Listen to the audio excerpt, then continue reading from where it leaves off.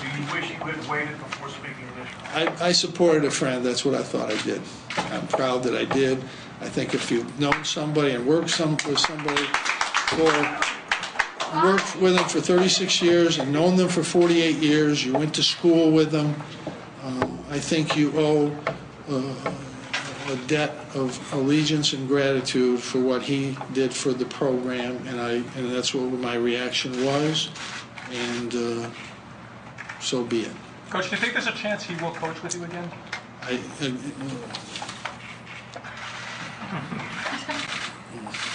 Coach, you got 2 standing ovations today before the game. What that You mean? know, I've never worried about any ovations. I go out there, I don't want an ovation. I want the ovations to go for the players. That's what it's about. I'm the coach. You know, one other thing. I think there's a misconception, and this is a good opportunity. I may be able to clear some up. Not anything about this investigation.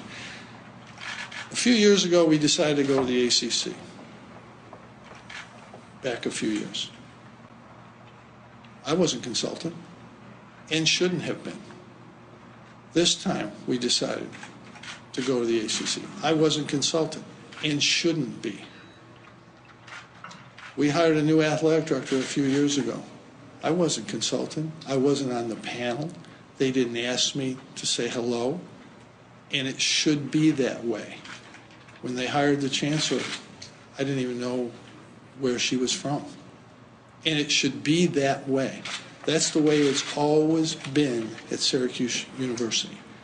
I have zero say in who's hired, fired, assigned, whatever you want to say. Period. I have say in who starts and what plays we run. Sometimes they don't run the play I ask them, but like to start the second half night, we got that layup there, that shot and the dunk. I called those 2 plays. You also have say over your assistants, I would assume. You know, my assistants work for me, and I have absolute say on everything that they do in the basketball program. What people do outside the program, I have very little, if any, control over adults.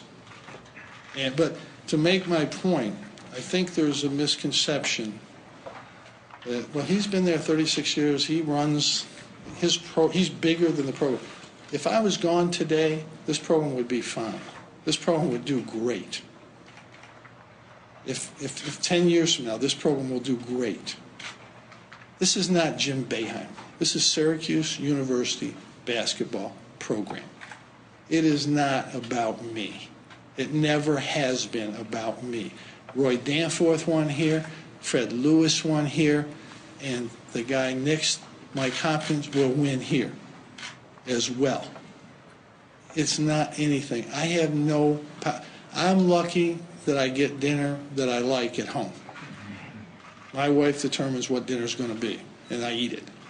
After the Colgate game, you said something like, do you think anybody tells me what to do? And then you looked over at your wife and said, excuse She me. does. When you make a remark like that, Well, sometimes- doesn't it sound arrogant and maybe like you're coming out bigger than the school? Well, when I'm talking, everything has to be put in context, and I appreciate your question because it allows me to put that in context. When I mean, if I believe something's right, something that I need to do, I will do it. If I don't have an opinion, when somebody tells me what to say or do, and I don't have an opinion, I'm fine with it, then that's fine. But I'm talking more about coaching decisions. I'm talking more about who plays, who doesn't play. As far as if the chancellor of this university calls me and says, Jim, this is what we're going to do, that's what we're going to do. I think the question that was posed to you, though, was About what I were you said, told, what to say. Were you told to temper your remarks? No. You said, do you think anybody tells me what to say? And that's what I believe that, but in a broader context is what I really was getting to there. And as far as telling me what to say, this is my ideas and with help from somebody else. My statement the other night was my ideas with help from somebody else. I'm not very good at writing things down, and most would probably say I'm not that good at speaking either. But when I made that statement, I was more in the general sense, like, you know, if I don't want to say that, I'm not going to say it if it's something I feel is not something I can say. If it's something that people suggest to me or somebody suggests this statement and I feel that's good, yeah, then I'm going to say it. But I think if you're an adult in this world, you have to do what you feel is in your heart to do. And, Julie and I have been working with kids in this city for years and will continue to, and, all kinds of kids. And that's what we're going to do, and we're going to continue to do it. Coach, why is it important to have that separation that you talked about? I think it's important. I don't think any coach should have any say in anything. I don't have any say in the budget, how we travel. That's all up to Dr. Gross. He makes those decisions, and it should be that way. If I ask him something about, well, can we do this, he'll listen, and sometimes we can, and sometimes we can't. But it never should be the coach's decision as to what goes on, other than his players, what they're doing. These are university events. I wanted to build a practice facility in the worst way for 15 years, and I couldn't get it done. Couldn't get anybody to do it. And Dr. Gross came in, I pushed him, we talked about it, and he and the chancellor said, that's a good idea. Let's go raise the money. But, that's a good idea, and it's helped us tremendously. I wish we'd had it sooner, but it's helped us tremendously. Your statement earlier seemed to indicate, and just for clarity, seemed to indicate that you still have questions about the allegations. No, that's not what I said. I've never said that in any way, shape, or form. As coach of this program, what is your responsibility in that staff? What do you think, do you hold any responsibility? Ultimately, the head coach is responsible for everything. I think you knew that, didn't you? What do you hold yourself responsible for? Everything that I can control, I hold myself responsible for. Have you talked to Coach Fine since the firing? I'm not going to talk about any communications like that.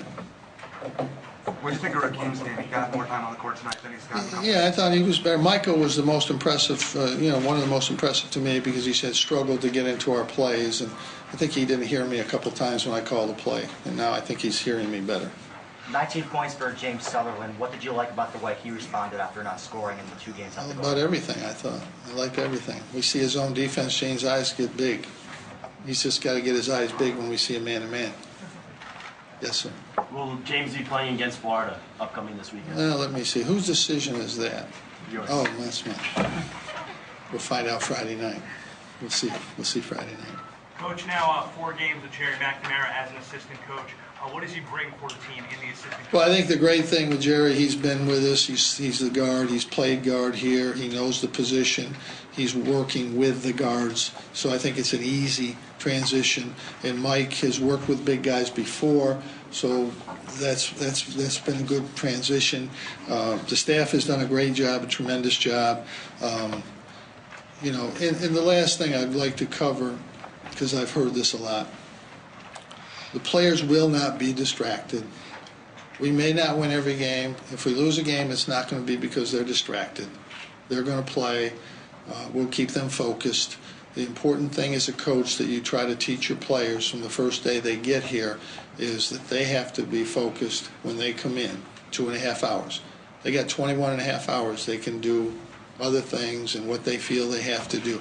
But for that 2.5 hours, we put everything behind us. As a coaching staff, we actually work a little bit more than that, but we're going to be focused when we have to be. And when we get out on the court, we're going to be focused again, and then we're going to get ready for the next game. And that's what you do. I mean, that's what you have to do as a coach. And if you ask your players to do that, then you're going to do it. And I think when people talk about focus, whether it's this or distractions, whether it's this or a girl, whatever it is, those are excuses. We do not make excuses. Coach, when you heard the audio tape, I didn't hear the tape. So No, you haven't heard it? No. Doesn't affect the team? Pardon? Are you saying the situation does not affect the team? Does not. That's right. Are you curious about the tapes, or I just want to know why you haven't heard it, because everyone else in this room has? As soon as we get the information, nothing, one thing or this thing or that thing, we got to wait until we get all the information. Then we'll go. Thank you. The only thing I know for sure is, I didn't know that. Thank you. Thank you.